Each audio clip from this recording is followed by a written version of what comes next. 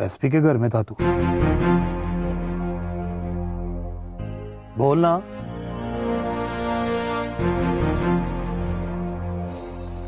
और कोई रास्ता ही नहीं था।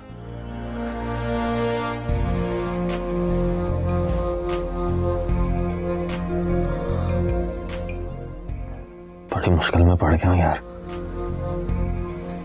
पुलिस मियाँ जी को गिरफ्तार किए बगैर चैन से नहीं बैठेगी, और मियाँ जी को किसी ने हाथ लगाया तो मैं चैन से नहीं बैठूंगा।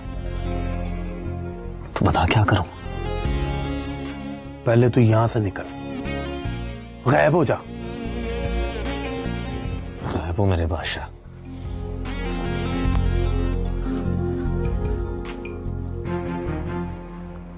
जिसको समझना है कि करना क्या है,